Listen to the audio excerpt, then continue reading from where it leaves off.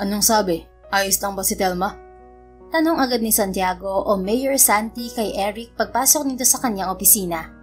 Ito ang head ng kanyang security at ang pinagkakatiwalaan niya ng kanyang buhay. Kaibigan na rin ng turing niya rito.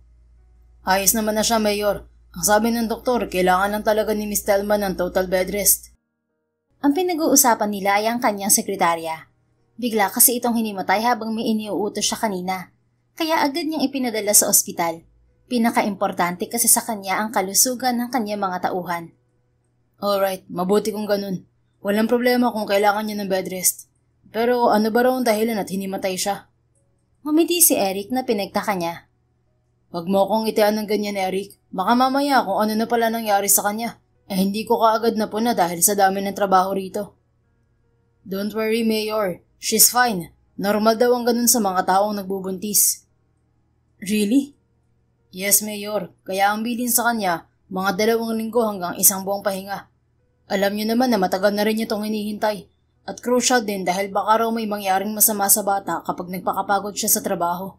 Bawal na bawal din kasi sa kanyang ma-stress. Paliwanag nito. Of course. I clearly understand her situation. She's almost 38 and I know she's been waiting for this for so long. Kaya masaya ako para sa kanila ng kanyang asawa. Ako na mismo ang tatawag sa HR para ipaalam ang sitwasyon niya. Sa ngayon, ang kailangan ko ay ang hahalili sa kanya. Anyone that comes to mind, Eric, yung sigurado tayong mapagkakatiwalaan, lalo na ngayon at 2 linggo na lang ay kampanya na. Muli siyang tumakbo bilang mayor ng bayan ng La Paz at yun na rin ang huling termino niya kung sakasakali mang manalo siya. Kaya naman puspusan ang kanilang paghahanda para sa darating na campaign period. Wala ba? Untag niya sa tauhan. Teka lang, Mayor. Nakita niyang nag-iisip si Eric. Tiwala naman kasi siya sa taong isasuggest nito dahil loyal sa kanya ito. Kung dadaan pa sa HR, baka matagalan pa siya. Temporary lang naman, kahit siya na lang ang magpasahod. Hindi naman kasi problema sa kanya ang pera. Dahil naiwan sa kanya ng yumaong mga magulang ang ekta-ektaryang lupain na merong mango plantation, rice plantation at shrimp farm. Meron din siyang oyster farm, bakahan at kung ano-ano pa. Kaya kung susumahin, bilyonaryo talaga siya. Hindi lang halata dahil simple lang siyang mamuhay. At ang lahat ng kinikita niya sa paglilingkod sa bayan ay inilalaan niya sa scholarship ng mga kabataan sa bayan nila. What about June, Mayor? June? Yes, Mayor. Si June. Graduate siya ng management at sa pagkakaalam ko, wala pa ulit siya ngayong trabaho. Kare-resign lang niya dahil marami daw pa kay Almera sa opisina nila. Kaya kaysa mapaaway, nag-resign na lang siya. Natawa si Santiago.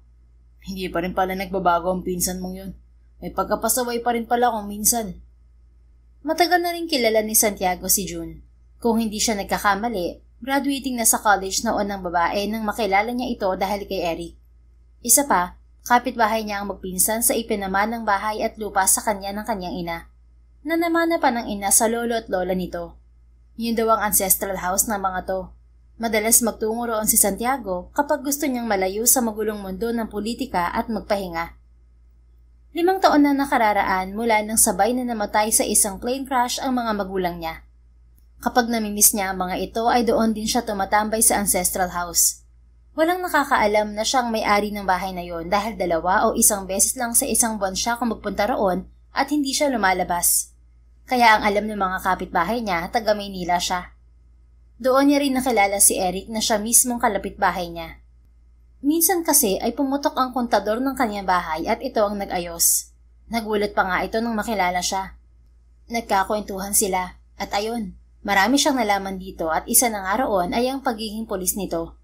Kaya naman madali niyang inofera ng trabaho ang lalaki, na agad din naman itong tinanggap. Ewan ko ba sa isang yun, Mayor? Mahilig sumali sa gulo. Iiling-iling na wika ni Eric. May mga dahilan naman siguro kaya nadadawit. Yun na nga, Mayor eh. Kaya siya nadadawit dahil gusto lang naman niyang tumulong. Kaso sa huli, siya lagi ang napapasama. Wala tayong magagawa dyan. Masyadong mabuti ang puso ni Jun sa mga naaagrabyadong tao. Kaya mainit sa kanyang mga mata ang makakita ng mga taong inaapi. Para na rin kilalang-kilala ni Santiago ang babae dahil ito ang madalas na ikinakwento ni Eric. Alo na alo naman siya dahil kakaiba talaga ang personalidad ni June. Palaban. Ginagawa kung ano ang maisipan. So, payag na kayo na siya ang gawin niyang sekretarya pansamantala, Mayor. Naikwento ko na rin sa inyo na black belter siya sa taekwondo, di ba? Kung siya ang kukunin niyo, makakatulong ko rin siya sa pagpoprotekta sa inyo. Dahil malapit na nga magsimula ang kampanya, puspusan ang pagbabantay sa kanya ni Eric at ng 3 pa nitong kasamahan. Sige, kung okay lang naman sa kanya. Nako, okay na okay sa kanya yun, Mayor. Tiyak na matutuwa yun. Alright, call her. Kapag pumayag siya, papuntahin mo na rin dito ngayon para ma-brief na rin sa mga kailangan niyang gawin. Copy, Mayor. Samantala, agad namang tinanggap ni June ang alok ng kanyang kuya Eric. Ang totoo kasi, unang kita pa lang niya sa binatang mayor noon ay crush na niya agad ito. Kaya nga natuwa siya nang maging kaibigan at tauhan nito ang kanyang pinsan. Nasanggang dikit niya. Kahit papaano, napalapit na rin siya sa alkalde. Kuya, tawag niya sa pinsan pagdating sa munisipyo, sa opisina mismo ni Santiago. O June, bakit parang ang bilis mo naman ata? Tinignan pa nito ang relong suot. Aba, nilipad mo ba mula sa atin papunta rito at naging 45 minutes lang ang 1.5 oras na biyahe mo? Kuya naman, syempre nakamotor ako. Pang-iwas yun sa malalang traffic. Saka nag-shortcut ako. Katwiran niya para hindi mahalatang excited talaga siya. Oo na, pumasok ka na sa loob. Hinihintay ka na ni Mayor. Ganon? Sige. Kumatok muna si June nang tumapat sa pinto ng pinaka-opisina ni Santiago. Tuloy, bukas yan. Anang buong buo at baritonong tinig nito. Hindi tuloy mapigilan ni June ang kiligin. Kagat labing binuksan niya ang pinto. Mayor, magandang umaga po. Bati agad niya sa lalaking nakayuko sa mga dokumentong nasa harapan nito. O June, mabuti naman at narito ka na. Magandang umaga rin. Anang lalaki sabay tunghay. Ngumiti pa ito ng pagkatamis-tamis sa kanya, kaya naman halos lumabas na ang puso niya sa kanyang dibdib. Ano po ba ang mga gagawin ko? Agad siyang lumapit sa upuang nasa harapan ng mesa nito at kumapit doon. Pakiramdam niya kasi anumang sandali ay bibigay ang mga tuhod niya. Maupo ka muna. Salamat ho. At kimi siyang ngumiti rito pagkaupo. Here. Ibinigay sa kanya ng lalaki ang isang iPad at planner. Nariyan na lahat ng schedules ko sa buong kampanya. Bago pa ma-hospital si Telma, inaayos na naming dalawang lahat. You just need to remind me dahil minsan ay nakakalimutan ko na rin sa dami ng ginagawa ko. Bukod sa pag-check ng schedules ko, ikaw rin ang sasagot dito. Ang ibinigay naman nito sa kanya ay ang 2 cellphone. Yung kulay pula, yan ang ginagamit ko sa mga transaction ko sa iba't ibang ahensya. That's for government use only. Ito naman gray para sa mga business transactions ko. Okay lang naman sa'yo, hindi ba? Kapag kasi kailangan ng confirmation mula sa akin ng mga nangangasiwa ng negosyo ko, diyan nila ako tinatawagan. Okay naman po, wala naman pong problema. Thanks. Huwag ka mag-alala. Sa akin ka naman mismo sa sahod. 50,000 a month. 50 ho? Oo, bakit? Mababa ba ang 50? Tataasan ko kung gusto mo. Naku, hindi ho, Mayor. Sobra-sobra nga ho yun para sa isang reliever na kagaya ko. Ganoon ba? Kasi nakakahiya naman kung hindi ko dadagdagan ng sahod mo. May iba ka pang trabaho bukod sa pagiging sekretaryo ko rito sa munisipyo. Magiging all-around sekretary kasi kita. Saka alam ko naman na maraming oras ang kakainin mo sa pagtatrabaho sa akin. Minsan madaling araw na tayo makakauwi galing sa kampanya o mga meeting. Kaya nga bukod sa 50,000, may OT ka pa. Napakamot si Jun sa noo. Parang nakakahiya na naman pong tanggapin yon. Ang laki na po talaga ng 50,000, Mayor. Don't worry. Susulitin ko naman ang ibabayad ko sa'yo eh. Pabirong wika nito at muling umiti. Muli ring naghuramentado ang kanyang puso. Okay po. May iba pa po ba akong gagawin? Yeah. You know the basic duty of being a secretary, right? Yes po. Aside from managing schedules and answering phone calls and emails, a secretary should also organize files, assist you with the meetings, office coordination for a smooth day-to-day operation, handling every visitor, and most importantly, confidentiality. Wow, you're really good, June. Dapat ko rin sigurong ipagpasalamat na nag-resign ka sa dati mong work. Dahil hindi ka pa man nagsisimula, ay na-impress mo na agad ako sa mga sinabi mo. That's how the corporate world revolves, right? Yes, Mayor. Kaso, talo naman ng mga kagaya ko ron. Bukod sa oras ng trabaho na minsan ay inaabot ng siyam-siyam, tapos hindi naman malaki ang sahod. Hindi pa magandang ugali ng boss mo at kasamahan. Nako, sakit sila sa ulo. Natawa ng malakas si Santiago na ikinagulat ni June. Oh, sorry. I just can't help it. Kakaiba ka talaga, June. Biglang bawi niya. Napakunot ang noon ng babae. Paano naman hong kakaiba? Basta, you have a unique humor. Minsan nga kahit hindi naman nakakatawang sinasabi mo, tumatawa pa rin ako. And I don't understand why. Nangingiting lihim na lang na napailing si Santiago. Sanay na siya kay June, pati ang makipagbiroan dito. Bukod sa palaban nitong ugali na may pagka-soft-hearted, he was also amazed by her unique beauty. Hindi siguro nito napupuna yon dahil may pagka-boyish itong manamit kapag nasa bahay, pero sexy ang babae. Ang kulay nito ay mas dark sa pagkakayumanggi. Kulot na kulot ang buhok ni June, itim na itim ang mga mata. Maliit ang matangos na ilong at makapal ang mapupulang mga labi. May height din ito kaya papasang pang Miss Universe. At sa mga sandaling yon, nakaslak ito at blouse, kaya labas na labas pa rin ang perpektong hugis ng katawan nito. Baka naman sinasabi niyo lang yan pero kabaliktaran pala, Mayor. No, I'm telling the truth. Hindi ba ako kapani-paniwala sa tingin mo? Hindi naman ho sa ganon, kaya lang iba kasing naririnig ko sa maraming tao, lalo na kay Kuya Eric.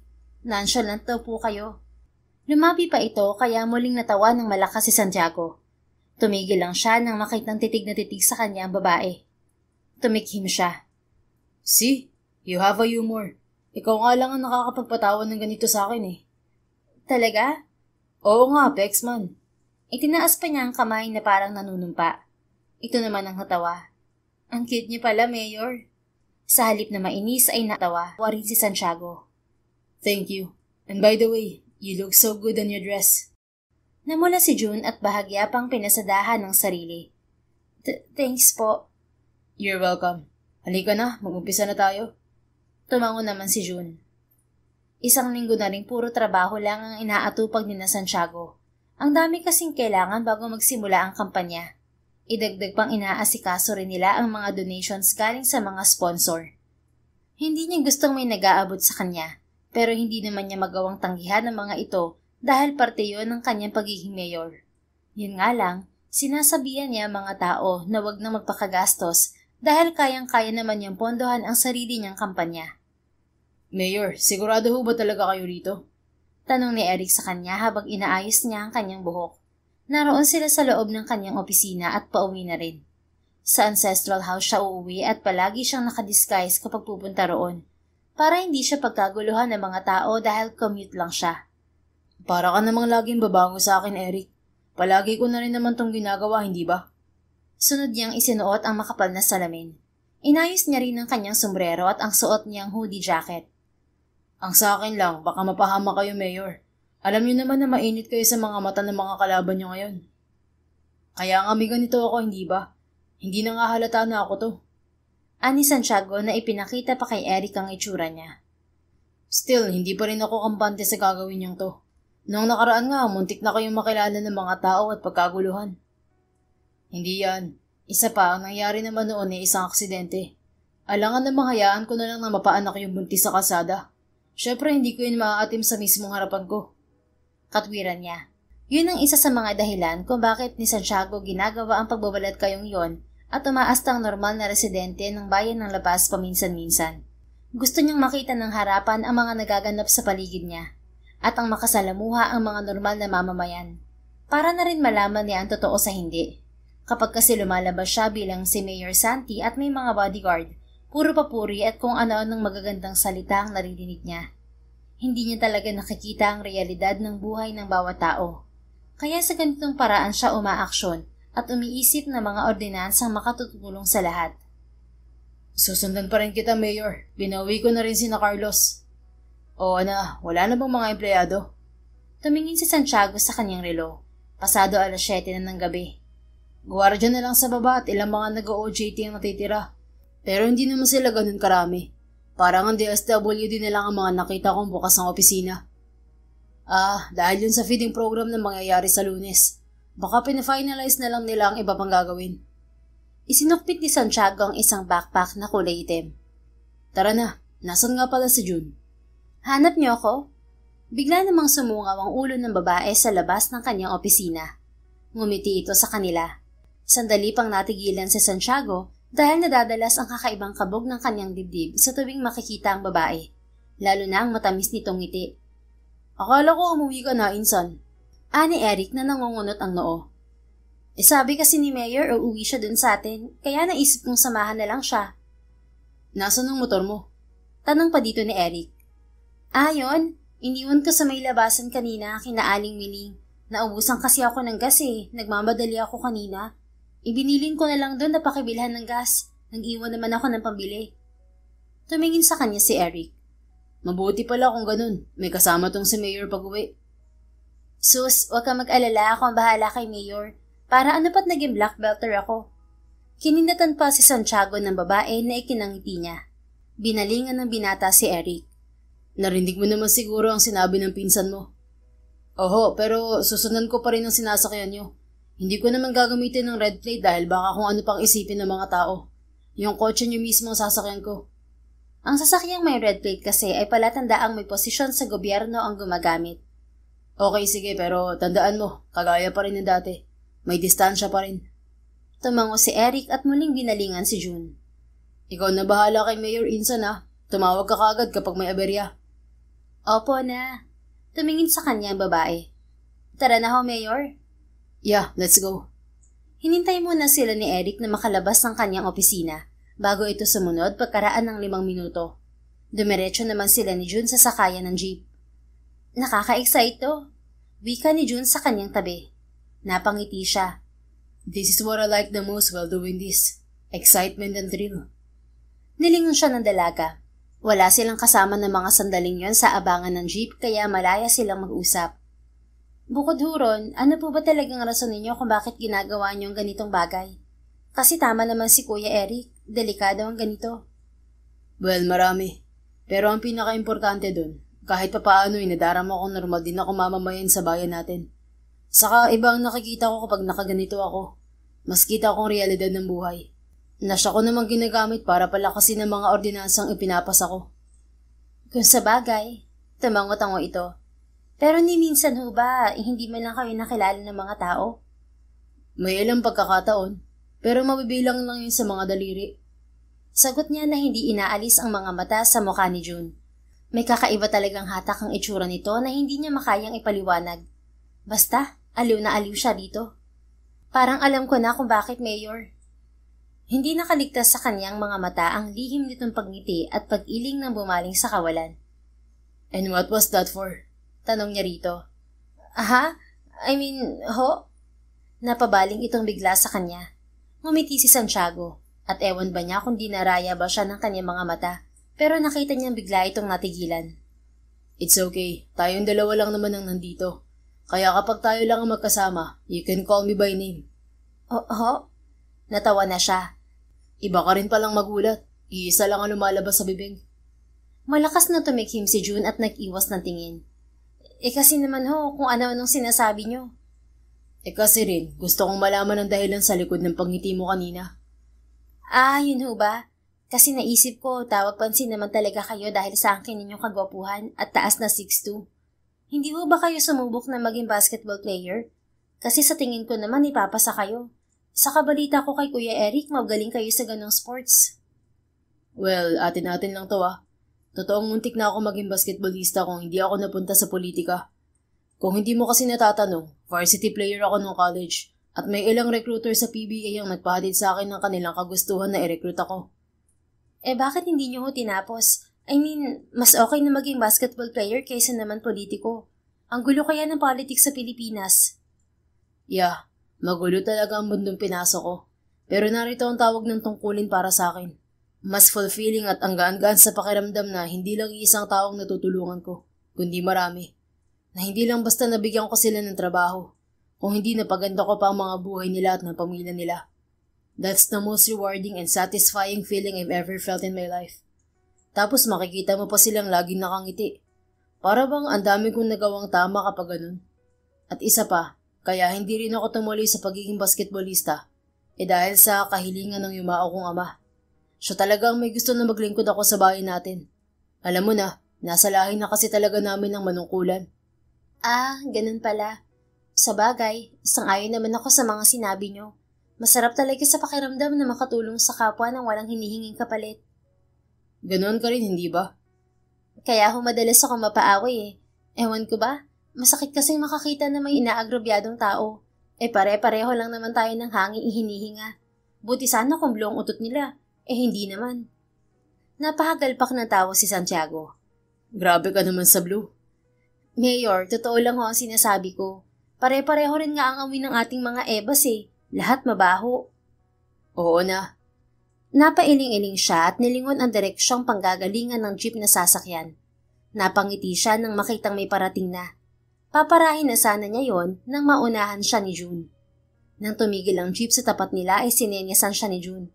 Mauna ka na. Wika niya rito. Hindi ho, kayo na. Ikaw na, June. At kapag hindi ka sumunod, tiyak na magagalit ang driver. Wala namang nagawa ang babae kundi ang mauna sa kanya. Pagkaupo niya sa tabi nito sa pinakahulihan, ay agad itong umusod patungo sa bandang unahan. Bayad ho, 2 kalayaan. Sabi ni June at nag-abot ng 50 pesos sa driver. Hinintay na rin nito ang sukli bago bumalik sa tabi niya sa dulo. Semi-province ang lugar nila kaya kapag ganoong oras ay bibihira na ang commuter. 5 nga lang silang sakay ng jeep. Ayos na ho ba kayo? May kalakasang tanong ni June kay Santiago. Malakas kasi ang ugong ng jeep kaya kailangan din yung sabayan kapag nakikipag-usap. Yeah, I'm fine. Ngumiti sa kanya ang babae bago bumaling sa unahan. Pahawak na sana ito sa may bintana ng jeep nang biglang magpreno ang driver. Napatili si June dahil sa gulat. Kahit si Santiago ay nagulat at napaisod sa tabi ng dalaga. Hindi tuloy sinasadyang maglapat ang kanilang mga katawan. Mukha pa siyang nakayakap dito dahil ang isa niyang kamay ay nasa likuran ng babae.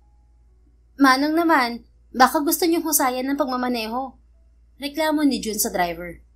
Pasensya na, miss. May dumaan kasing pusa. Umiling lang si June pagkaway binalingan si Santiago. Muntik pang tumama ang mga labi nito sa kanya dahil hindi pa siya umaalis sa pagkakadikit sa likuran nito. Okay lang po ba kayo? Tanong nito saka mabilis na umisod palayo sa kanya. Yeah, don't worry, I'm fine. But not my heart. For Christ's sake, stop beating so fast. Sita ng binatang mayor sa pusong kanina pa hindi mapakali sa dibdib niya. Okay ho kung ganun. Muling bumaling si June sa labas ng bintana. Ilang sandali pa muling tumigil ang jeep at sa pagkakagulat niya bigla yung napuno. Narinig niya sa usapan ng iisang angkan ang sumakay at galing sa birthday party. Wala silang nagawa ni June kung hindi ang isiksik ang sarili sa isa't isa. Hindi alam ni Santiago pero dama niyang nanginginig ang katabi niya. Ayos ka lang ba, June? Bulong niya sa tenga nito. Oho, ayos lang ho ako. Medyo masikip lang. Ganting bulong nito. Gusto mo bang kumandong na lang sa akin? Oho.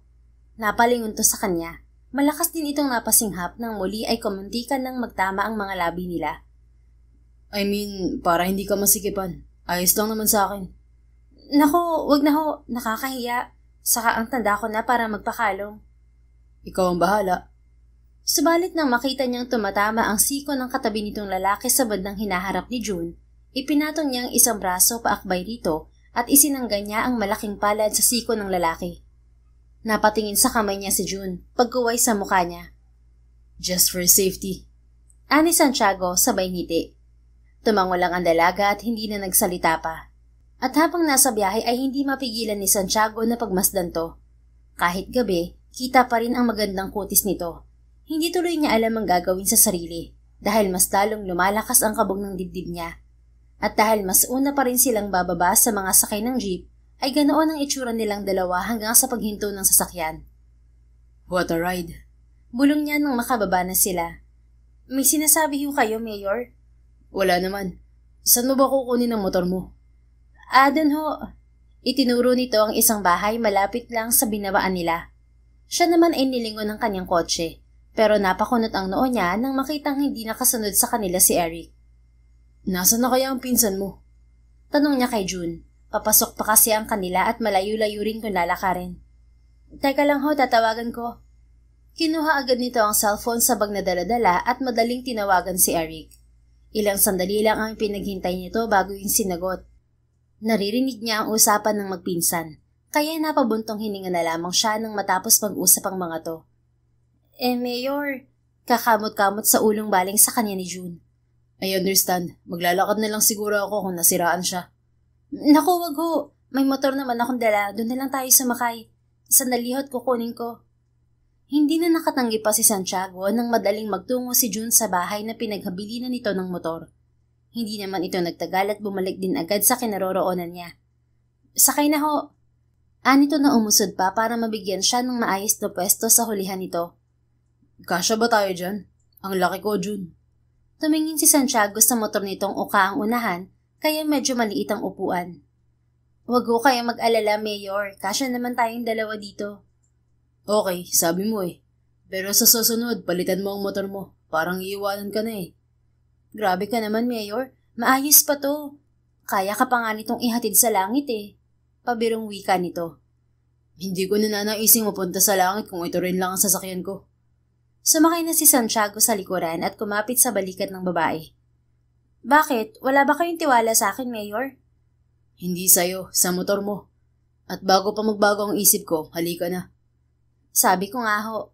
Anito bago pinaandar ang motor. Katamtaman lamang ang patakbo ni June kaya enjoy si Santiago magmasid sa kadiliman ng gabi. Idagdag pang parang nasanay na siya sa init ng katawan nito.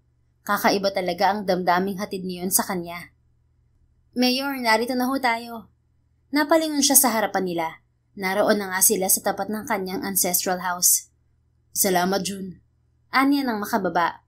Walang anuman ho, pero dahil alam kong hindi pa kayo naghahaponan, hintayin niyo na lang ho ako rito. Kukuha lang ako ng pagkain sa amin. Tiyak naman na may nakahandang pagkain si inay para sa akin.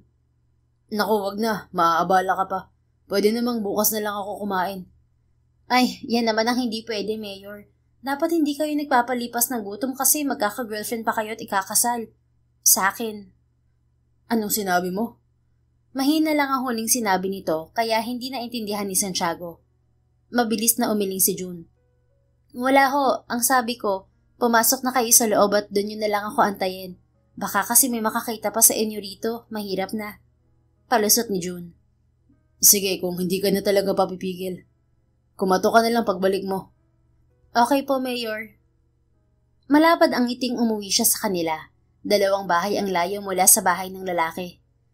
Nay? Tawag ni June pagpasok sa bahay nilang yari sa concrete at yero. Bungalow type yon pero hindi naman kalakihan. Tama lang sa pamilyang may 4 na miyembro. Lumapit siya sa inang nanonood ng TV sa kanilang sala. Mano ho, kaawaan ka ng Diyos anak. Kumain ka na. Nakahandaan ng pagkain mo sa mesa. Ano ho bang niluto nyo? Ibinaba niya lang ang bitbit na bag sa sofa at nagtungo sa lamesa. Meron diyang ginataang tulingan, burong mustasa, kamatis na may itlog na pula at kanin. Oo naman, ang dami. Salamat, Nay. Oo, at alam kong gutom na gutom ka tuwing uuwi. Aba, ano bang ginagawa mo sa munisipyo at parang hindi ka kumakain doon? Nay naman, syempre busy ngayon at malapit ng kampanya. Kahit pa. Hindi ka dapat nagpapalipas ng kain, June, anak. Mamaya niyan, magkasakit ka pa.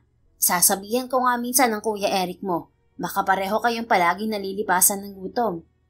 Napakamot siya sa ulo at nilingon ng ina. Nay, wag na ho. Isa pa, para namang hindi niyo ako kilalang matakaw. Madali lang talaga akong magutom.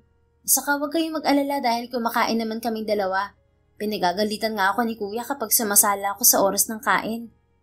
Dahilan pa niya, saka kumuha ng mga Tupperware at inilagay roon ng mga pagkain. Aba, dapat lang at mahirap magkasakit ngayon. Tugon nito. Nasaan ho pala si Tatay at July? Dahil June at July silang ipinanganak ng nag-iisa niyang kapatid na lalaki, kaya yun na rin ang ipinangalan sa kanila.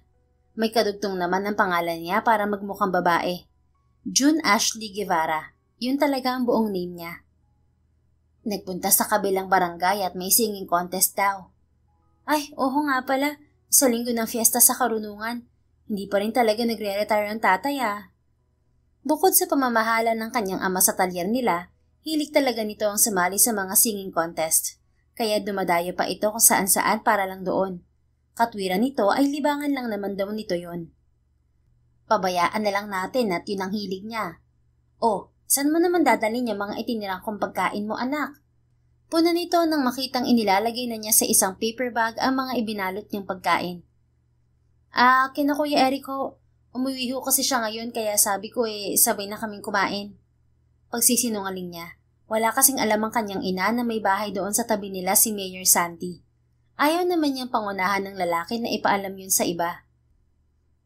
Bakit? Hindi ba nagluto si Edna? Ang tinutukoy nito ay ang ina ng Kuya Eric niya na kapatid ng kanyang ama. Tulog na si Tita Edna, Nay. Sige na ho, alis na muna ako. Ani June para hindi na ito mag-usisa pa. Pero bago tuluyang lumabas ay binuksan niya muna ang kanilang ref. Alam niyang hindi nawawala ng dessert ang kanyang ina at laking tuwa niya nang makakita ng leche flan. Para naman may panghimagas kami at sigurado naman akong masasarapan si Mayor dito kasi singtamis yata ng ngiti niyang leche flan na to. Humagikik pa siya bago bumalik sa bahay ng lalaki. 3 beses siyang kumatok sa pintong yari sa kahoy bago niya narinig ang tinig nito. Pasok. Madaling binuksan ni June ang pintong hindi naman nakalock. Ilang beses na rin siyang nakapasok sa ancestral house na yon ng lalaki. Pero sa tuwing makikita niya ang disenyo ng loob niyon, ay hindi pa rin niya mapigilan ng humanga. Sinaunang bahay kasi yon na up and down. Yari sa kapis ang bintana at matitibay na kahoy naman ang dingding. Naminti na yun ng maayos dahil kung hindi ang Kuya Eric niya, siya naman ang sumisilip doon para alamin kung may sira ba o wala ang bahay. Madalas ay siya rin ang naglilinis doon dahil siya lang ang inuutusan ng pinsan niya. Sideline din niya. Naalala pa niya kung bakit nalaman ni June na bahay yon ni Mayor Santi. Makulit kasi siya at palagi nakabuntot kay Eric. Nang makita niya itong dumating isang beses na galing trabaho, nakita niya pumasok ito sa ancestral house. Ang unang pumasok agad sa isip ni June noon ay may itinatago itong babae kaya sinundan niya ito. Doon niya nakita na ang kasama pala nito ay si Mayor, na napagbintangan niyang kasintahan ni Eric. Sinabi pa niyang bakla ang pinsan niya. Kaya katakot-takot na kahihiya nang inabot niya noon nang makilala na si Mayor Santi pala ang kasama nito. At para makabawi, nangako siyang hindi sasabihin kahit na kanino na ito ang may-ari ng bahay. Mayor, ihahayin ko na rin ho ito. Sabi ni June na tuloy-tuloy sa lamesang yari sa kahoy sa may dining area. Lahat ng furnitures doon ng lalaki ay yari sa kahoy. Kaya talagang feel ni June na nasa sinaunang panahon siya kapag nasa bahay na yon. Naku, wag na. Ako na lang. Lumapit sa kanya si Santiago. Nakasando na ito at shorts, kaya naman labas na labas ang pangmalakasan at matitigas nitong muscles. Yummy. Pili ang bulong niya bago humagikik. Ha? Napatingin si June sa mukha ni Mayor. Nangungunot na ang noon nito. Sabi ko kumain na ho tayo. Nagdala rin ho ako ng leche flan para may panghimagas. Nagliwanag naman ang mukha nito. Wow naman. Salamat. Ang bait mo talaga. Sus, wala ho yun. Malakas lang talaga kayo sa akin. Nako, at nakuha mo pa talaga mambola ah. Iiling-iling na tinungo ni Santiago ang kusina at kumuha ng 2 plato, kutsara, tinidor at serving spoon na rin. Kumuha na rin ito ng platito. Ako na sa tubig. Presenta niya at sumunod dito. Naks, iba talaga ang attentive. Alam na alam ang kulang sa lamesa. Sanay lang ako sa amin. Kasi ako ang laging katulong ni nanay. Saka, linawin ko lang. Hindi ho kita binubola, Mayor. Totoong malakas lang kayo sa akin. Kaya kahit ilang beses pa kayong tumakbong, Mayor, iboboto pa rin kita. Natawa si Santiago ng malakas. Pagkaway iiling-iling na bumalik sa lamesa. Si June naman ay sandaling natigilan dahil ibang-iba talaga ang aura ng lalaki kapag nakangiti. Palangiti na ito, pero kapag ganoong tumatawa ito, mas buhay na buhay ang mga mata nito. Hindi lang yun makislap na makislap, kung hindi naghahatid din ng pag-asa sa mga taong nakadarama ng kalungkutan. Ganoon kalakas ang hatak ng tawa at ng presensya nito. Halika na June, kain na tayo. Ano ba tong mga dala mo? Tanong nito at agad na binuksan ng mga Tupperware. Wow naman, mukhang mapaparami ako ng kain nito ah. These are all my favorites. Parang batang madali nitong hindi lang upuan. Dali-dali itong nagsandok ng pagkain at tila nakalimutan na ring naroon siya. Tumabi si June kay Santiago. Pinagsalin niya ang binata ng tubig sa baso. Mayor, dahan-dahan ho. Baka naman mabulunan kayo. Kasi naman, the best talagang magluto si Aling Henya. Napangiti siya. Yun ang isa sa mga nagustuhan niya sa lalaki. Kahit sa pagiging kandidato lang nito nakilala ang kanyang ina at sa minsanang kwento ng pinsan niya, madali pa rin itong natandaan ng ina niya. At hindi talaga pihikan ng alkalde. Wala rin itong kaarte-arte sa katawan. Pangmasa talaga ang ugali nito. Yun din ang isa sa mga dahilan kung bakit ito nananalo at kung bakit ito mahal na mahal ng mga kababayan nila. Kabilang na siya. Upo ka na, June, at baka maubusan pa kita. Alok pa nito habang sunod-sunod ang pagsubo. Mukha nga ho. Naupo si June sa kanang bahagi nito. Sabi ko naman sa'yo, wala nang ho-upo kapag tayo lang dalawa. Nito bago nilagyan ng ulam ang plato niya. Salamat ho. Oh, ayan ka na naman. Parang gusto mo pa yatang magtampo ako sa'yo ah. Hindi naman masyadong malayo ang edad natin. I mean, ha? Malapad itong napangiti. Yan, ganyan lang. Bata pa naman ako eh. Wala pa akong 33. Oo nga, sabi ko nga bata ka pa. Pero baka mamaya niyan masanay ako. Ano naman, wala naman akong pakialam kung masanay ka. Magkaibigan naman na tayo, hindi ba? Alanganin siyang tumango. Tama nga, magkaibigan tayo. Pinagpatuloy na ni June ang pagkain habang nagkukwentuhan sila ng kung ano-ano. And she enjoyed that moment. She was also hoping na maging madalas ang ganoong pangyayari. Because God knows, she's falling deeply for him. Simula na ng puspus ang pangangampanya kaya naman wala na ring halos tulog si June. Kung saan kasi naroon si Santiago ay kasunod siya. Kagaya na lamang ngayon, ang barangay na tinungo nila ay bundok pa. Maulan din kaya madulas ang daan. Mabuti na lang at may botas silang handa para nga sa ganitong mga lokasyon kaya iyon ang suot nila. Impit siyang napasigaw nang dumulas ang paa niya.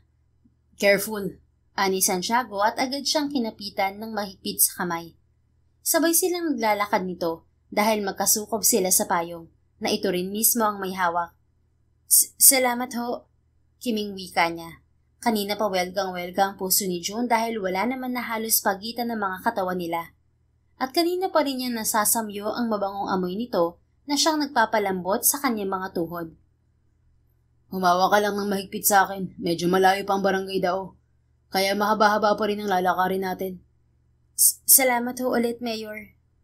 Hanggang sa makarating sila sa maliit na eskwelahan ng barangay na kanilang pakay, ay nakaalalay lamang kay June si Santiago. Sinalubong sila roon ng kapitan. Salamat ho sa pagpunta, Mayor. Talagang kahit na masama ang panahon ay hindi pa rin kayo nagpapigil. Ani Kapitan Paulino. Hindi ko naman ho gustong paasahin ng mga taong narito at naghihintay sa akin. Alam ko may mga trabaho rin kayo at isang abala ang pagpunta ko rito. Tugon ng lalaki. Nako, hindi ho kayo abala sa amin, Mayor. Sa dami ng mga nagawa niyo sa barangay namin, wala ho kaming ibang hiling kung hindi ang makita kayo at mapasalamatan. Ngumiti naman dito si Santiago at tuloy lang na nakipag-usap sa mga taong naghihintay dito. Wala itong masyadong sinabi sa speech nito dahil mas gusto ng lalaki na makipag-usap isa-isa sa mga tao. Kaya naman giliw na giliw ang lahat dito. Kahit nga siya hindi mapigilang ngumiti habang tahimik lang na nanonood sa interaksyon nito sa mga tao. At doon niya mas napatunayan kung bakit nga ba ito mahal ng lahat at kung bakit mas ninais nitong maglingkod sa bayan. Hapon na rin sila natapos doon, ngunit patuloy pa rin ang pagpatak ng ulan. Mayor, mukhang hindi na ho tayo makakababa ngayon. Malaki na ho ang ilog na dinaanan natin kanina. Imporma ni Eric kay Santiago. Ay nako, pamihado hong apaw na ngayon ng ilog. Yun ho ang isa sa problema namin dito, Mayor. Hindi naman masyadong malakas ang ulan pero madaling gumaha. Sabi ni Kapitan Paulino na kasama pa rin nila. Ganoon ho ba? Wag ho kayo mag-alala at ipapaayos po natin ang tulay nyo. Nakita ko rin hong hindi pa tapos ang construction ng daan papunta rito. Ipagpapatuloy din ho natin yun para makaabot din ho kahit papaano ang kuryente rito. Wika niya. Naku, maraming salamat talaga ho, Mayor. Salamat sa malasakit nyo sa amin. Binalingan nito ang iba pang taong natitira doon.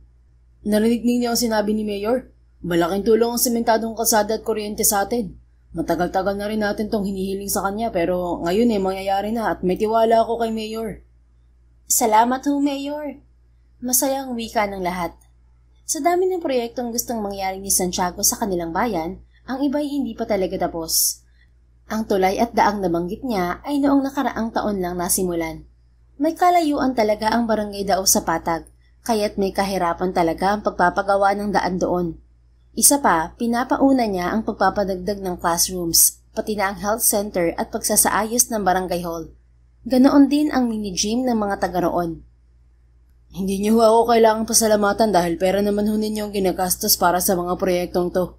Basta ang kailangan nating unahin ay edukasyon, kalusugan at transportasyon para sa mga ikiuunlad ng bayan natin.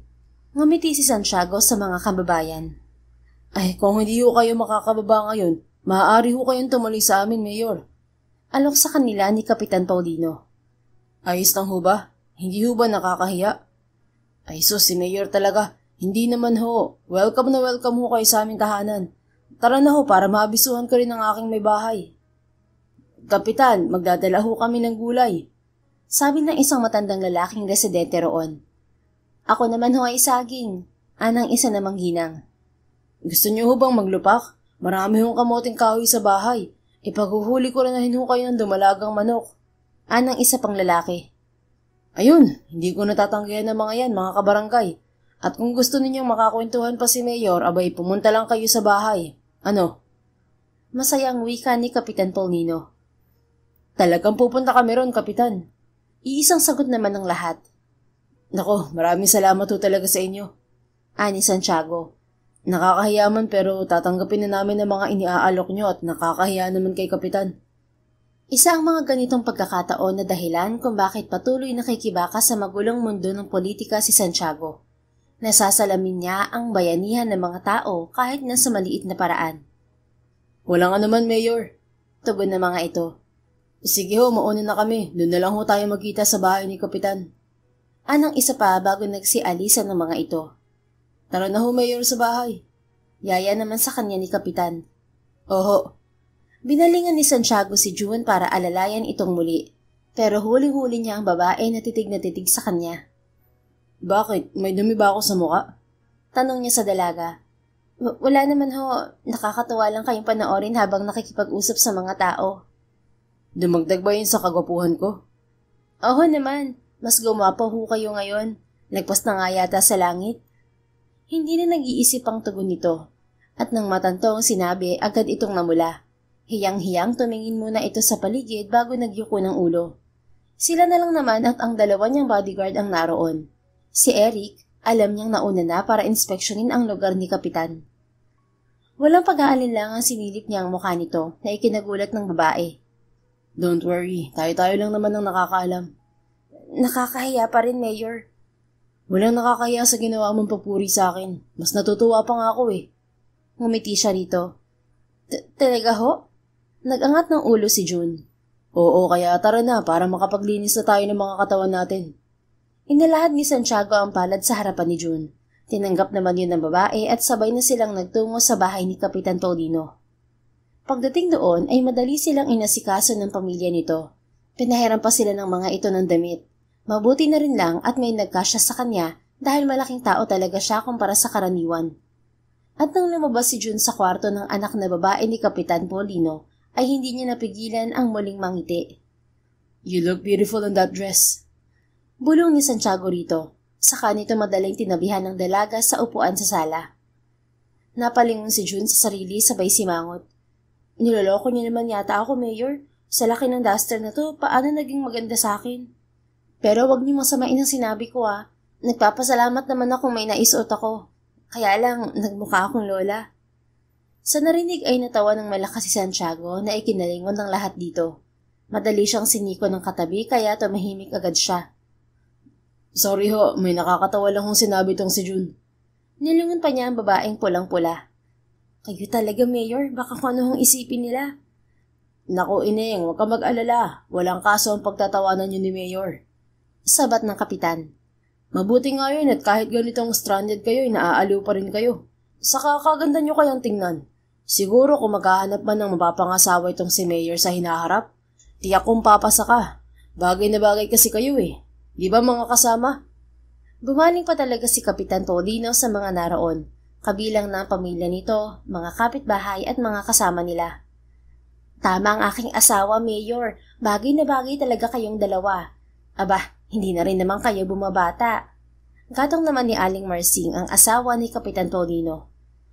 Tiyak na mas gaganda pang susunod na lahi ng mga Alcaraz. Segunda naman ang isang may edad na lalaki na ikinatawa nila.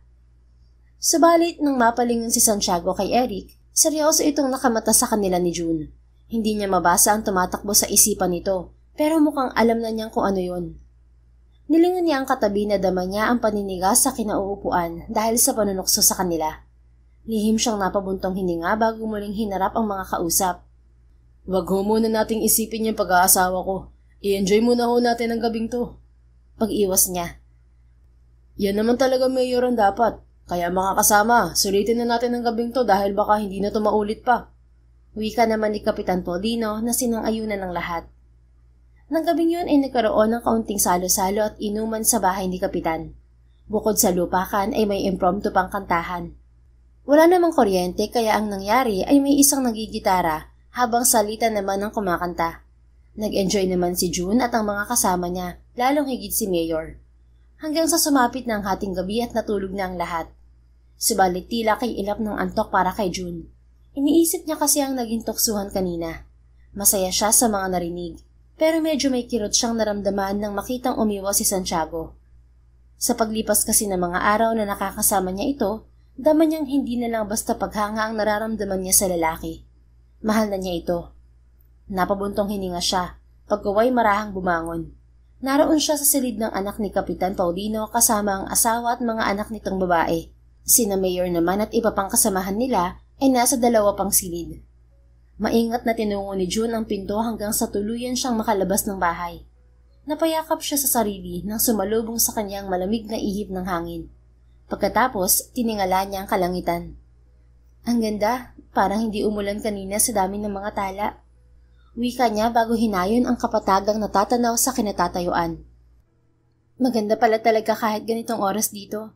Wala mang gasinong liwanag sa kapatagan, pero para lang itong natutulog ng mga alitaptap. Namamatay ba ang ilaw ng alitaptap kapag natutulog sila? Ay, kabayo! Napatalon si June sabay tutop sa dibdib na biglang lumakas ang pagkabog dahil sa pamilyar na boses. Pagtingin niya sa kanyang likuran, nakatayo na roon si Mayor Santi. Sorry, nagulat kita. Natawa ito na ikinainis ni June, kaya madali siyang tumalikod. Hey, saan ka pupunta? Habol nito sa kanya. Babalik na ho sa loob, baka kasi masira ko pa ang moment niyo. Sagot niyang hindi ito nililingon. Bumalik kasi sa isip niya ang pag-iwas nito noong tinutokso sila. Kaya mas lalo pa siyang nainis kahit na alam niyang hindi naman dapat. Girl, ano ka ba naman? Daig mo pang may relasyon kayo ni Mayor kung mag-inarte ka. Hello? Natural na iiwas siya kung hindi niya gusto. Kaya huwag kang feeling dyan. Sigaw ng isang bahagi ng isip niya. Naramdaman niyang sandali itong natigilan. Why? Is there something wrong? Huminga siya ng malalim bago ito hinarap. Yes, Mayor, there is. At hindi ko gusto maging bastos sa inyo. Bakit ganun ang iisipin ko? Saka ano bang ibig mong sabihin, June? Wala ho, matutulog na ako. Nilagpasan niya ang lalaki pero muli siya nitong pinigilan. Tiningnan niya ang kamay nitong nakahawak sa braso niya. Please ho, papasok na ho ako sa loob. No. Muli siyang napabaling sa mukha ng lalaki. Seryoso na itong nakamata sa kanya. May hindi ka sinasabi sa akin at hindi tayo aalis dito hanggat hindi mo yung sinasabi. Ilang sandaling nakatitig lang si June sa mga mata nito habang tinitimbang sa kanyang isip kung magtatapat ba siya rito. June. Untag nito sa dalaga. Ang kulit niyo. Ipiniksi niya ang braso. Lalo namang nangunot ang noo nito. Galit ka ba sa akin? Oo, hindi. Inis lang. Bakit? Dahil hindi niya makuhang ituloy ang sasabihin. Dahil ano? May nagawa ba akong mali? Hindi sumagot si June. Dahil ba sa tuksuhan kanina? Kumibot-kibot lang ang kanyang mga labi at tumingin sa malayo. Narinig niya ang pagbuntong hininga ni Santiago. Ayoko lang mag-isip sila ng kung ano-ano, lalo na't naroon ng pinsan mo. Kung hindi mo napapansin, tahimik lang siya mula nung tuksuhin tayo. Kaibigan ko si Eric kaya ay ginagalang ko ang kanyang opinion patungkol sa atin. Napakunot ang noo ni June. Napansin niya rin yun kanina pero hindi na lang niya pinuna. Sa isip niya kasi baka nag-aalala lang ito sa kalagayan ni Mayor. But don't worry, hindi naman ako basta-basta nagpapa-apekto sa sinasabi ng iba. Meaning? Meaning there's a possibility that it will come true, June. Ang alin doon? Ngumiti ito sa kanya. Ikaw at ako. Hindi pa ba obvious ang sagot ko? Oho. Oh, bakit naman gulat na gulat ka, June? Hindi ba posibleng magkagusto ako sa'yo? Mabilis siyang tumango. Hindi makuhang ibuka ang bibig dahil nagwawelga na naman ang puso niya. Bakit mo naman nasabi yan? Wala ka bang tiwala sa sarili mo? Saka biro lang ba ang sinasabi mong gwapo ako? Kasi kung hindi naman ikaw ang problema, ibig sabihin ako may problema. Hindi mo ako gusto. Ano tong may halong lungkot ang tinig? Naku, hindi ho. Ang totoo, noon ka pa kayo crush. Natutup ni June ang kanyang bibig. Agad ding umakyat ang lahat ng dugo sa katawan niya nang ma-realize ang mga sinabi. Talaga? Malapad na muli ang pagkakangiti ng lalaki. Nagyuko si June ng ulo sa kamarahang tumango. Wala na rin siyang pagpipilian dahil nadulas na ang dila niya. Nakakahiya, June Ashley. Inis niyang sita sa sarili. Alam mo bang bala ko na talagang ligawan ka, June? Ho? Muli siyang napatingin dito. Nanlalaki ang mga mata niyang napatitig na lang sa gwapong mukha ng lalaki. Oh, bakit nagulat ka na naman? Hindi na naman baka panipaniwala ang mga sinasabi ko? Hindi naman, kaya lang... Kaya lang wala kang tiwala sa sarili mo? O sa akin? Pareho, pero mas lamang sa sarili ko. Sino ba naman ako para magustuhan niyo? Well, you are June. Wala nang kailangan pang paliwanag para dyan. Nagustuhan kita dahil totoo ko sa sarili mo. Napakamot siya sa kanyang ulo. Totoo ba talagang sinasabi mo? Oo. Hindi ka pa rin ba naniniwala? Baka naman nadala ka lang ng tuksuhan kanina. No. Mabilis nitong sagot. Kailanman ay hindi ako nagpapadikta sa kung sino-sino. Hindi rin ako nakikinig sa mga sinasabi ng ibang tao. Saka, hindi ba may usapan na tayo? Usapan? Ano ang usapan? Yan. Yung paghuhoho mo sa akin. Hindi ba sinabi ko na sa'yong alisin mo na yan kapag tayong dalawa lang? Kasi naman nambibigla ka. So, naniniwala ka na? Umiling siya. Hindi pa rin. Ang imposible kasi. Anong imposible? O baka naman gusto mo pa ng pruweba? Pruweba? Ano namang pruweba? Ito. Sa pagkagulat ni June ay hindi na siya nakapalagpa nang kabigin siya ni Santiago at halikan sa kanyang mga labi. Sandali lang yon pero pakiramdam niya, bumaba ang lahat ng tala sa kalangitan. Naniniwala ka na, June? Tulalang napatingin siya sa nangingislap nitong mga mata. Hindi pa rin. Parang kulang sa conviction. Ang bilis kasi. Hindi na alam ni June kung anong lumalabas sa bibig niya. Para kasing may sariling isip yun at kusang bumubuka. Nangumiti si Santiago at muling tawirin ang pagitan ng mga mukha nila, hindi na nag-iisip pang pinikit niya ang mga mata. She just followed what her heart truly desires. At yun ay ang sandaling yun, ang makulong sa mga bisig ng lalaki at matikman ang mainit nitong halik. Nang humiwalay sa kanya ang lalaki, nakangiti pa rin siya habang nakapikit. Pwede bang isa pa, Yorme? Anyang tila nangangarap pa rin. Sinagot yun ni Santiago ng malakas na tawa, kaya madali siyang napamulat at tinakpan ang bibig nito. Mayor, baka magising ang mga tao. Hinaan mo ang tawa mo. Saway niya rito. Pinigil naman nito ang sarili habang tatango-tango, kaya naman inalis ni June ang kamay niyang nakatakip sa bibig nito. Ngayon, naniniwala ka na ba? Tanong pa nito sa kanya. Oo na nga, naniniwala na. Kaya humanda ka na dahil mula ngayon, mag-uumpisa na ako, June. Saan? Napailing ito. Akala ko ba naniniwala ka na? Tumango si June. Oo nga, naniniwala na ako magugustuhan mo rin ako. Pero alin ang uumpisahan mo? Huwag mo sabihin maglalakad ka na ngayon pa lang pauwi. Muli itong natawa. Corny pero hindi yun. Ang ibig kong sabihin, mula sa mga oras na to, mag-uumpisa na akong mandigaw sa'yo. So be ready, okay? Dahil araw-araw, hindi lang kita pakikiligin. Ipapadama ko rin sa'yo kung paano mahalin, respetuhin at pahalagahan ng isang lalaking kagaya ko. Pero ngayon pa lang gusto ko ng paalalahanan ka. Baka may mga oras na makalimot ako pero hindi naman ibig sabihin nun, nagbago ng desisyon ko. It was just my other self na nais pa rin maglingkod sa bayan. At wag na wag mong kalilimutan na mahalaga ka. Because you're also my top priority. Mahabang wika nito bago kinuha ang kanyang palad at dinala yun sa mga labi nito. Kilig na kilig naman si June at impit pang napatili. Kung ganito ang ganap sa araw-araw niya, baka hindi na talaga siya makatulog pa at hayaan na lang ang sarili sa tabi ng lalaki. Lahat ng sinabi ni Santiago ay tinutuon nito. Nang mga sumunod na araw, bukod sa trabaho at pangangampanya nila, hindi ito nakakalimot na ipadama kay June kung gaano siya kaimportante dito. At yun ay hindi nakaligtas sa mga mata ng kanyang Kuya Eric. Kaya naman isang beses ay kinausap siya nito habang naroon sila sa opisina. Tapatin mo nga ako, June. Nanliligaw ba sa'yo si Mayor? Huminga siya ng malalim at tinitigan si Eric sa mga mata. Bakit? May dahilan ba para hindi? Umiling to. Wala naman. Kilala ko naman si Mayor. Ang sa akin lang, hinay-hinay. Baka kasi sa bandang huli, masaktan ka lang. Hindi yun mangyayari, Kuya Eric. Nakikita mo naman kung gaano siya ka-consistent sa kanyang ginagawa, na kahit abala siya sa kampanya, hindi pa rin siya nakakalimot na kamustahin ako. Natanungin ko anong nangyari sa maghapon ko kahit magkakasama naman tayo. That's definitely the man I'm looking for. Kaya sana maging masaya ka na lang para sa akin. Para sa amin. Ito naman ang napabuntong hininga.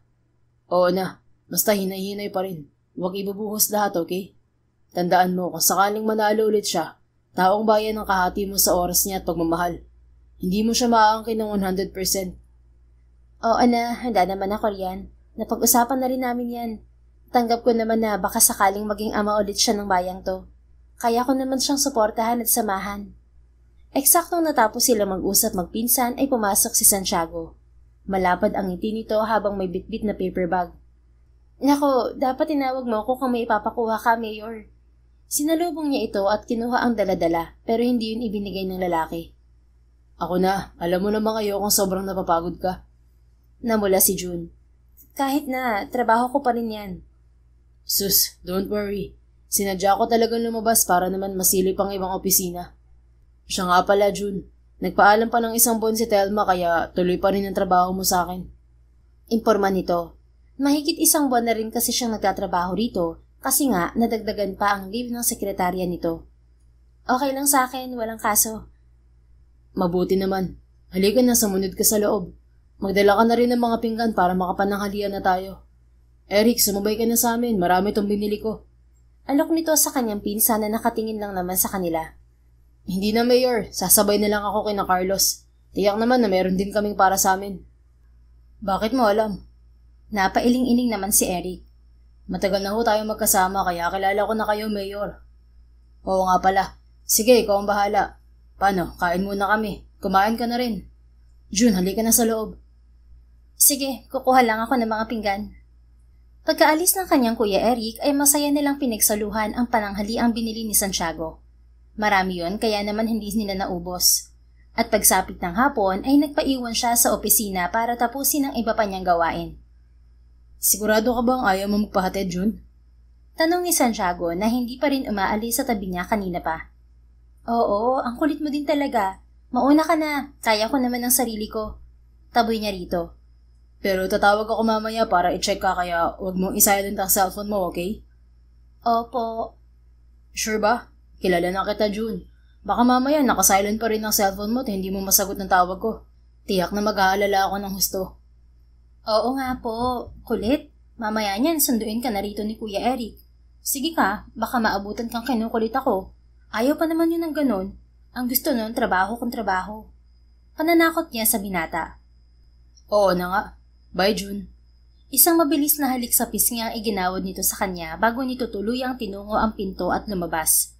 Napailing na lang si June hanggang sa mawala ito sa kanyang paningin. Actually, kulang na lang talaga isagutin niya ito. Formality na lang naman yon dahil nasabi na naman niya sa lalaki na gusto niya ito. Siguro, timing na lang din ang hinihintay nila. Medyo busy pa kasi sila. Nagpatuloy siya sa kanyang pagtatrabaho. Hindi na rin niya namalayan ng paglipas ng oras. Natambakan kasi siya ng gawain dahil nga sa pangangampanya. Mga papel ng accounting ang kinailangan niyang i-double check ni Mayor. At ngayon nga ay isinusort na niya ang mga yon para maibalik sa accounting department. Tutok na tutok ang mga mata ni June sa tambak na papeles nang biglang manayo ang kanyang mga balahibo sa katawan. May paparating. Alertang tumayo siya sa swivel chair at mabilis na inigkas ang isang paa sa ere, pagpasok ng kung sino. Tinamaan naman niyon ang intruder sa tagiliran. Shit! Sigaw ng taong hindi na niya namalayang nakapasok sa pinto ng opisina nang walang kaingay-ingay. Mayor? Hala, akala ko kung sino na. Agad siyang lumuhod sa tabi ng lalaki ngayon nakasalampak na sa sahig. Mayor, naku, sorry. Hindi siya magkaintindihan kung alin ang hahawakan dito. Oh God, nabalian mo yata ako ng buto. Why did you do that? Kasi naman, panganib ang naramdaman ko kaya mabilis na gumana ang instinct ko. Sorry na. Grabe, iba ka rin talaga, June. Bakit nga ba nakalimutan kong black belter ka? Sorry na, hindi ko talaga sinasadya. Nakangiwi itong umiling habang hawak pa rin ang nasaktang tagiliran. Sorry talaga, sorry. Ulit pa niya bago ito hinawakan sa braso at masuyong hinaplos yun. Kung sincere ka talaga, gawin mo ang sasabihin ko. Oo ba, basta kaya ko. Sure naman akong kaya mo, June. Ano yun? Kiss me. Napakurap-kurap si June sa narinig. Seryoso ka ba, Yorme?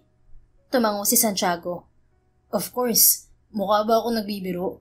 Pero bago mo ako halikan, sagutin mo muna ako para malaya na natin gawin ang bagay na sinasabi ko. Kailangan pa ba yun? Siyempre, hindi lang naman kayo mga babae ang kailangan ng assurance. Kami rin.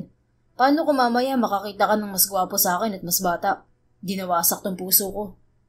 Sus, si Yorme talaga pala biro. Para sa akin, magkaedad lang tayo.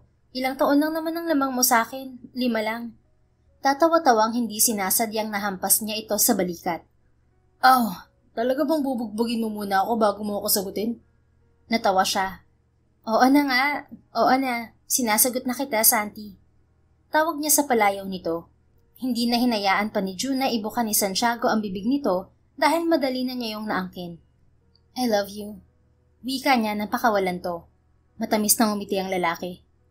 I love you too, June. At ngayon tayo na. Please lang, makinig ka na naman sa akin. Alam mo bang kanina pa ako ang alalang-alala sa'yo? Ay, oo nga. Sorry ulit. Napasubsob na kasi ako sa trabaho pagkaalis mo. Kaya hindi ko na nagawang alisin sa silent mode ang cellphone ko. Oo na, halika na. Umuwi na tayo. Ihahatid na kita sa inyo. Madali namang tumayo si June at inalalayan si Santiago. Hindi ko alam na ganito pala kahirap manligaw. Parang may nabalik ang buto sa akin, sweetheart. Anito bago siya inakbayan. Ganun ba? Gusto mo ba sa ospital na tayo tumuloy? No, sa inyo tayo tumuloy. Magpapakilala na rin ako sa mga magulang at kapatid mo. Aha, ang bilis naman yata, Yorme. Pasimple niyang kinuha ang bag at sabay na silang lumabas. Magpapakilala lang naman ako at saka magpapaalam na rin na kasintahan na kita. Ayoko namang sa iba pa nila malaman ng tungkol sa atin. That's disrespectful. Alam mo na, mabilis kumalat ang balita lalo pat sa buong termino ng pagka-mayor ko. Ngayon pa lang ako nagkaroon ng kasintahan. Talaga ba? Oo naman. Nang nasa college ako at nagtatrabaho sa farm namin, may kasintahan ako noon. Pero mula nang manungkulan ako, wala na. Ikaw ba, sweetheart? Well, isang beses pa lang nung nasa college ako at hindi pa kita nakikilala noon. Dahil mula nang makita kita at makausap, syempre nag-set na ako ng standards na dapat kasing gwapo, kasing sipag, kasing bait, kasing galang, kasing maalaga, kasing mapagmahal mo, at kasing, oh, stop baby. Napatigil naman siya tumingin dito. Bakit? Masakit na masakit ba, Santi? Patingin nga. Akmang itataas niya ang suot nitong polo shirt nang pigilan nito ang kamay niya. No, hindi yan ang ibig kong sabihin. Ang sinasabi ko, tigilan mo na ang kapupuri sa akin dahil lunod na ako. Baka mamaya, hindi na ako makaahon pa. Sige ka. Natawa si June. Sus, ikaw talaga? Akala ko naman kung ano na. Sa ganoon ka talaga noon pa man para sa girlfriend mo. Halika na nga. Sino bang kasama mo? Wala. Wala? Tumakas ka kina Kuya Eric? Oo. Ano? Naku, tiyak na malilintikan ka ron. Parang batang napakamot to sa ulo. Kasi naman, gusto rin kitang masolo. Oo na, tatawagan ko na agad siya at baka mamaya hinahanap ka na. Mag-aalala ang mga yun sa'yo. Okay, sige. Salamat. Bago pa man sila makasakay sa kotse nito ay natawagan na niya ang pinsan. Pagkatapos, inihatid nga siya ni Santiago sa kanila. Nagulat pa ang kanyang mga magulang nang makita ang lalaki.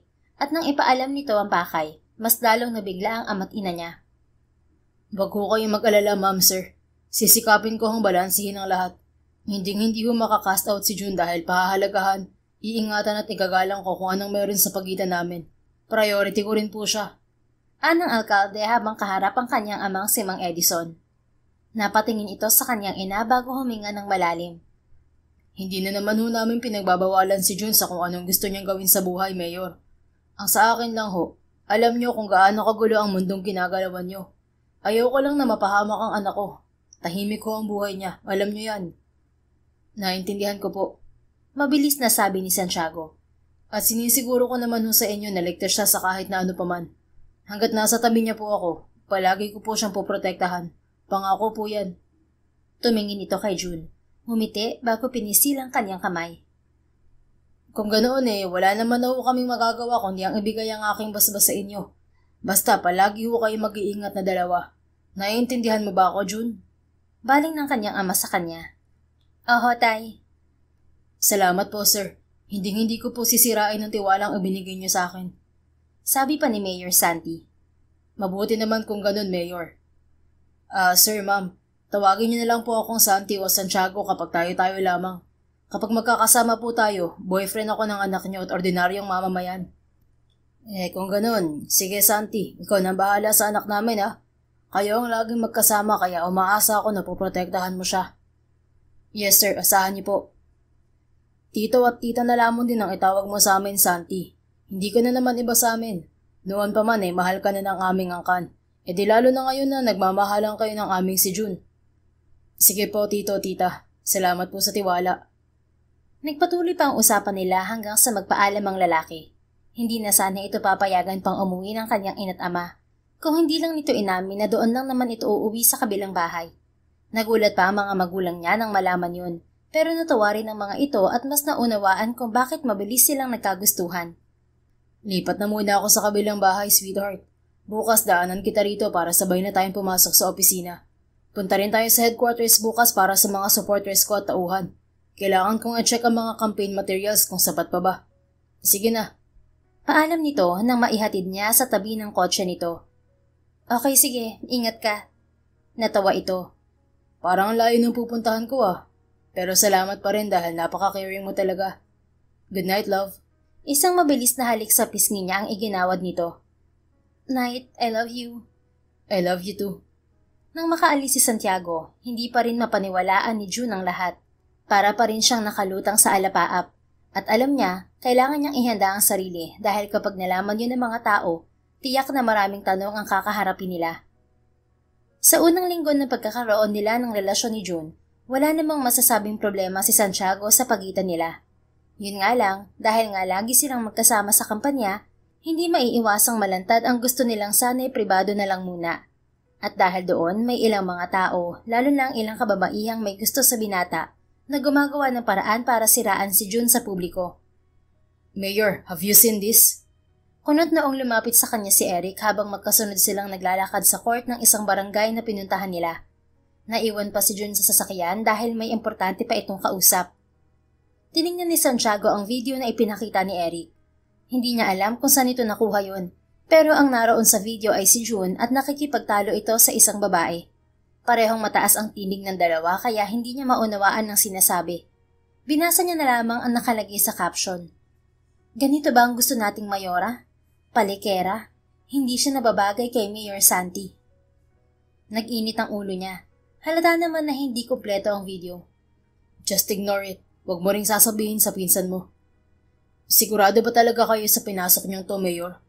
Tanong ni Eric na ibinabalik na ang cellphone sa bulsa. I've never been so serious in my life. Not until I met your cousin and know her well. Kaya kung sasabihin mo sa aking layuan siya, hindi yun mangyayari, Eric. Seryosong sagot niya dito. Wala naman ho akong sinabi. Ang sa akin lang, baka makaapekto to sa pangangampanya niyo.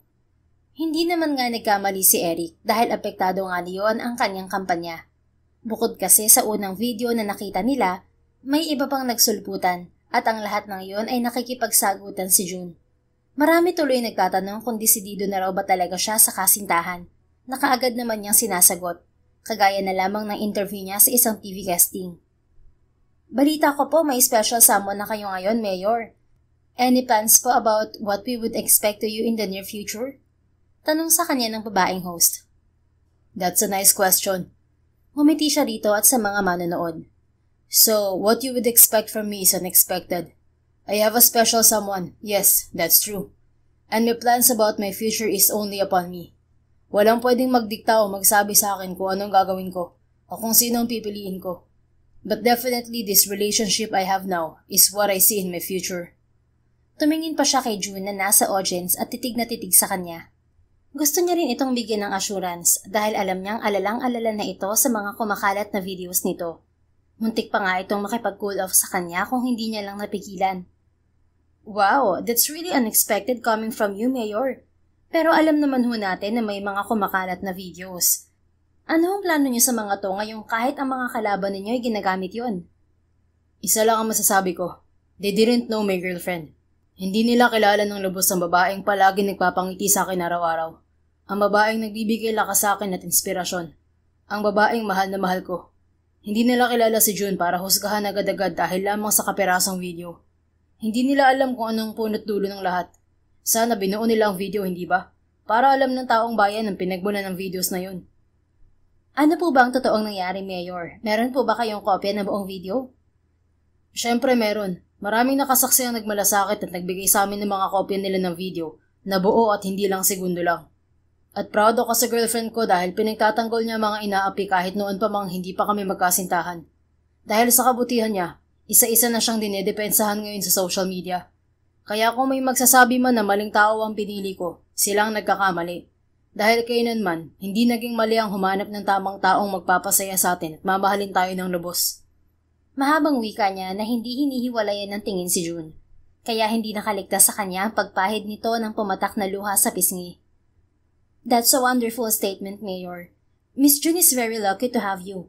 Sa wakas, ang gwapong ama ng bayan ng La Paz ay nakatagpo na ng magiging katuwang at magiging ina ng bayang to. Thank you. Actually, I'm the lucky one here. I found the gem. And that's her. That's my June. Umugong ang impit na tilian sa paligid. Ngumiti siya kay June and he mouthed the word I love you. June replied with the same words. Kaya naman mas lalo lang lumobo ang puso ng alkalde sa pagmamahal dito. Lumipas pa ang mga araw. Natanggap na rin sa wakas ng mga tao si June bilang kasintahan niya. Wala namang kaso kay Santiago dahil kilala naman niya ang babae at siya naman ang makikisama rito. Wala siyang pakialam kung ang tingin ng mga tao rito ay matapang dahil para sa kanya, palaban lang si June at marunong itong kamilala ng tama sa mali. At kapag mali, hindi nito yun hinahayaang manaig. Subalit bukod doon, likas talaga kay June ang kababaang loob at may pusong pangmasa. Napansin pa niyang mahilig to sa bata. Ate June! Ate June! Natigil sila sa paglalakad papasok ng munisipyo nang marinig ang malakas na tawag na yon. Sabay pa silang lumingon ng babae sa kanilang likuran. Oh, Botong! Ano ginagawa mo rito? Agad tong nilapitan ni June.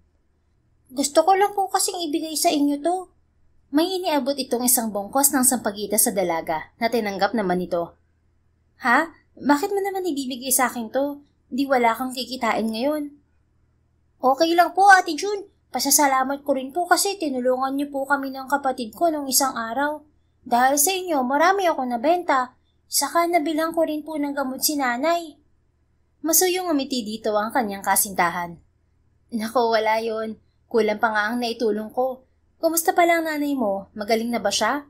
Kung kailangan pa niya ng gamot, sumama ka sa akin sa loob. Sasamahan kita sa DSWD para ma-assist ka nila. Talaga po, Ate June? Hindi pa nga po gumagaling ang ubotika niya eh. Nakakaawa na rin po. Ganun ba? Sandali lang. Nilingon na June si Santiago kasunod ng batang tinawag nitong Botong. Ay, si Mayor pala. Magandang umaga po, Yorme. Magalang nasabi ng bata pagkakita sa kanya. Ngumiti siya rito. Magandang umaga rin. Saan ba kayo nakatira? Gusto mo bang sa ospital na dalhin ng nanay mo para ma-check na siya? Huwag kang mag-alala, sagot ko na lahat ng gastos. Nalaki ang mga mata ng bata. Talaga po, Yorme? Tumingin pa ito kay June. Tumango naman dito ang kanyang nobya. Oo, ipapahatid ko na rin kayo. Sandali lang, tatawag ako ng taong maghahatid sa inyo. Bahagya lang lumayo si Santiago sa dalawa. At habang kausap niya ang inuutusan sa kabilang linya, hindi niya inaalis ang tingin kay June at Botong. Malapad siyang napangiti nang punasan pa ni June ng panyo nito ang noo ng bata. Nakita niyang binigyan din ito ni June ng baon nitong sandwiches. Salamat po talaga, Ate June. May laking tulong po na madala ko sa ospital si nanay. Sus, sabi ko naman sa'yo mabait si Mayor. Kaya kapag may problema ka, magsabi ka kaagad, okay? Usapan pa ng dalawa. Opo, tatandaan ko po yan. Okay na, parating na maghahatid sa inyo, Botong. Singit ni Santi sa dalawa nang maibaba ang cellphone. Lumapit sa kanya ang bata at sa pagkagulat niya, walang sabi-sabing niyakap siya nito. Maraming salamat po, Mayor. Ginulo ni Santiago ang buhok nito. Walang anuman yun, basta narito lang ako at madaling lapitan kapag kinakailangan. Opo, Mayor. Salamat po ulit. Sige na, narito nang maghahatid sa inyo. Ituro mo na lang kung saan ang bahay niyo. Sabi niya nang lumapit sa kanila ang kanyang inutusan.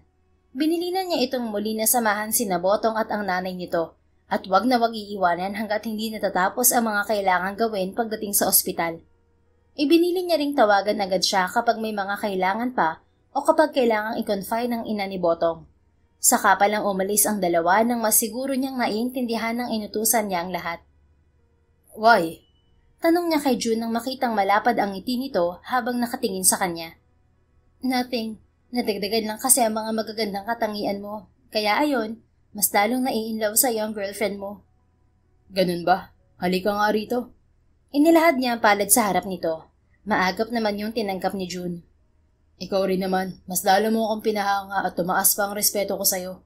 I didn't know that you're doing such thing here. Bakit hindi mo agad sinabi sa akin? Tanong niya at sabay na silang naglakad paakyat sa kanyang opisina. Kasi naman maaabala ka pa. Saka kaya ko naman kasing solusyonan. But next time, kapag may mga ganitong lumalapit sa'yo o kung may mga nakikita ka, sabihan mo agad ako para mas mabilis ang aksyon. Opo na. Napangiti siya at mas hinigpitan pa ang hawak sa kamay nito. Nang makarating sila sa third floor kung saan naroon ang opisina niya, may ilang empleyadong nakakita sa kanila na hindi mapigilang kiligin. Ganoon kasi sila ni June mula nang maging sila. Low-key na magkasintahan. Nga pala, love. Dinner tayo mamayang gabi. Yaya niya kay June. Bakit? Anong meron? Takang tanong nito nang balingan siya. Kasi malapit ka nang matapos sa trabaho mo rito sa munisipyo. Gusto ko lang sulitin ang mga araw na kasama ka. Sus, para namang aalis ako sa tabi mo. 2 linggo na lang kasi at botohan na. Matatapos na rin ang leave ni Thelma at napag-usapan nila ni June na gagawin niya itong personal secretary at siyang mag-a-assist sa kanya sa negosyong naiwan ng kanyang mga magulang. Iba pa rin syempre yung nakikita kita araw-araw. Kasi pagbalik ni Thelma, mas madalas ay naroon ka sa farm. Hay, oo na nga po. Nang gabi nga yun ay lumabas sila, pero hindi sa isang fine dining restaurant siya dinala ng lalaki, kung hindi sa farm mismo nito. Wow, talaga bang ganito kaganda rito? At ang lawak nito, love. Bulalas ni June habang iginagala niya ang mga mata sa paligid. Dahil nga sekretarya siya ni Santiago, mas nalaman pa niya ang mga negosyo nito. Pero dahil nga madilim na, hindi na niya makita kung nasaan ang mango plantation dahil doon sila tumuloy sa 3 palapag nitong villa na classic style ang disenyo. Ang nakamamangha roon, walang kabakod-bakod ang paligid. Tanging mga halaman lang na namumulaklak at hindi ang mga nakatanim doon. Habang sa isang banda ay may tila golf course dahil patag na patag ang damo. Tapos puro ilaw ang paligid kaya napakaliwanag ng lugar. Akala ko naman sasabihin mong maaksaya ako sa kuryente. Pabirong tura nito nang patayin ang makina ng kotse. Ito na ang nagmaneho at pinasunod lang sa kanila ang mga bodyguard nito. Aksaya nga pero alam ko naman ngayon mo lang to gagawin. Sagot niya sa magandang kapaligiran pa rin nakatingin. At paano mo naman nalaman? Because I'm special. Malapad ang ngiti ni June ng balingan ng kasintahan. Ang lakas ng loob ah. Bakit, hindi ba? Kung hindi pala, anong ginagawa natin dito? Natawa ito at agad na kinuha ang kamay niya at pinisil yun. Ikaw naman, hindi na mabiro. Halika na. Nauna itong bumaba para pagbuksan siya ng pintuan. At kahit na ganoong gabi na, hindi pa rin talaga nawawala sa kanya ang hangaan ng kagwapuhan ni Santiago. Simpleng uniforme lang ang suot nito na kulay dilaw na polo shirt at pantalong itim. Pero ang lakas pa rin makahatak ng appeal nito. Oo na, alam ko na. Gwapo talaga ako, love. Natawa si June sa sinabi nito. Bakit kasi kahit gabi na, gwapo mo pa rin? Humawak siya sa kamay nitong laging nakaabang para alalayan siya. Tell that to my ancestors. They gave me such a wonderful genes. Kaya sino ba naman ako para tumanggi? Ay sus, yabang din pag minsan ni Yorme. Love naman, nagsasabi lang ako ng totoo. Impit na napatili si June. Ganoon siya kapag tatawagin siya ni Santiago sa endearment nito sa kanya. Ay, baka himatayin ka na. At bago pa mangyari yun, halika na ron at kumain na tayo. Biro nito na tinugon niya ng mahinang hampas sa balikat nito. Dinala siya ni Santiago sa isang mesa na nasa gitna ng parang golf course. Nakahayin na ang masasarap na pagkaing masaya nilang pinagsaluhan. At nang matapos sila ay inaya pa siya nitong magsayaw kahit na wala namang tugtog. Witnessed by the stars above, Two souls unite with one heartbeat, enjoying the evening. Did you know? Anito sa kanya habang hinahaplos ang kanya likuran. Mas tama kasing magkayakap silang dalawa kaysa nagsasayaw. Ang alin? That holding you like this makes me feel that I am home. Napangiti si June. Talaga? Naramdaman niya ang sunod-sunod nitong pagtango. Yeah, kaya nga hindi na rin ako magpapaligoy-ligoy pa, love. Will you marry me, June Ashley Guevara? Will you be my home for eternity? Bigla siyang napatigil sa mabagal na pag-indak. Pagkatapos, dahan-dahan siyang nag-angat ng ulo. At nang magtama ang mga mata nila ni Santiago, wala siyang ibang mabasa sa mga mata nito kung hindi ang pangako ng magandang bukas. Ang pangako na walang hanggang pagmamahalan. Nangilid ang mga luha ni June. Totoo ba to o nananaginip lang ako? Ngumiti ito. You want a proof, love? Nang tumango siya, madali nitong inangkin ang mga labi niya. Hindi ito tumigil hanggat hindi sila nauubusan ng hangin sa kani-kanilang mga dibdib. At nang pakawalan siya nito, malapad na ang pagkakangiti nilang pareho. Bakit parang panaginip pa rin, Santi? Ang sabihin mo, gusto mo lang talagang mahalikan. Nahahalata ako na yan sa'yo noon pa. Hindi ka rin mahilig sa kiss, no? Sumimangot si June at agad na kinurot ang tagiliran nito. Sa gusto ko lang talagang makasiguro. Anong masama ron? Ikaw ba kapag binigla kang kagaya nito, hindi ka ba magugulat? O kapag sinabi ko sa'yo na buntis ako, hindi ka ba mawawala ng imik at nag-iisip na panaginip lang ang lahat? Oo na. But this is real love. This is the truth that came upon my heart. Gusto talaga kitang makasama habang buhay. Don't you feel the same? Nararamdaman ko rin naman, pero sigurado ka ba talaga? Hindi ka ba nag-aalala sa sasabihin ng ibang tao? Tapos na yon, sweetheart. Kailanman ay hindi maaapektuhan ng opinyon ng kahit na sinong tao ang desisyon ko. Mahal kita, mahal na mahal. Saka isa kang yaman na hindi ko ipagpapalit sa kahit na ano o sino. Because your heart is pure. And hindi yan mapagtanim ng sama ng loob sa kahit na sino. Yan talaga nagustuhan ko sa'yo. So, will you marry me, June? Umiti siya at muli itong niyakap. Oo, I'll accept your proposal. Pero ipagpaliban muna natin ang kasal. Hintayin muna nating matapos ang botohan. Okay ba yon? Ayokong isipin ng taong bayan na ginagamit natin ang kasal para sa kampanya. Gusto ko ng tahimik at masayang kasal. Naiintindihan ko, love. Tama ka naman talaga. Gusto ko rin ng tahimik at masayang kasal. Saka magiging abala pa rin naman tayong pareho. And by the way, isuot mo muna tong singsing para hindi ka na makatakas pa sa akin. Natatawang kamawala si June sa pagkakayakap sa lalaki. Pagkatapos, nakita niyang dumukot ito sa bulsa ng suot na pantalon. Pulang kaheta ang inilabas nito roon. At nang buksan yun ni Santiago, hindi niya napigilan ang mapasinghap ng malakas. The red diamond is as big as a button and has a gold band. Nag-iisa lang yon. Walang ibang nakaadorno kaya mas dutang ang angking ganda, lalo na sa tuwing tatamaan ng liwanag. For the most gorgeous woman inside and out, that I want to spend the rest of my life with. Ani Santiago habang isinusuot ang singsing sa daliri niya. Pagkatapos, muli siya nitong hinalikan. I love you, June. Wika nito sa pagitan ng paghalik sa kanya. And I love you forever, Santiago. Pagkatapos ng gabing yon, ay ipinaalam na agad nila ni Santiago ang plano nilang pagpapakasal sa kanyang pamilya. Wala namang tutol ang mga ito, basta wag na wag lang daw siyang sasaktan ng kasintahan. Hinintay nga nilang matapos ang botohan at wala namang dudang na panalunan muli ni Santiago ang pagiging mayor sa kanilang bayan. Pagkatapos niyon, naghintay silang matapos ang panunumpa nito bago nila inasikaso ang kanilang kasal. Oktubre yon naganap at nakalipas ang higit 2 taon ay biniyayaan sila ng napakagandang anak na babae. Hinayaan ni Santiago si June na pamahalaan ang farm nila, habang si Santiago naman ay abala pa rin sa pagpapatakbo ng kanilang bayan. Balak din kasi nitong tumakbong gobernador, pero nang sabihin niyang gusto niyang mag-focus muna sila sa pamilya nila, walang pag-aalinlang ang sumunod sa kanya ang alkaldeng asawa at iniwan ang politika para sa buhay na tahimik at masaya. Sa dulo ng lahat, hindi boto ang sukatan ng tagumpay, kundi ang kakayahang pumili ng pagmamahal kahit may kapalit. Maraming nanira, maraming sumubok sirain si June sa gitna ng kampanya, pero hindi natinag si Santiago. Sa halip, ipinaglaban niya ang pangalan ng babaeng minahal niya.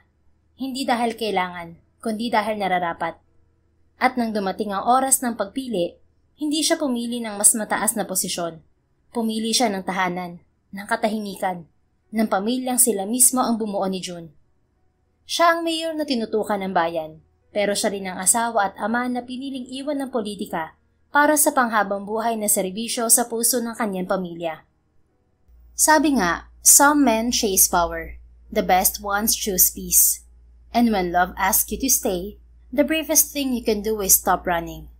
Dahil sa mundong puno ng ingay at laban, may mga panalo pa ring hindi kailangang ipagsigawan. At yun ang pamilya nilang buo, tahimik, totoo, at walang kapalit. The end.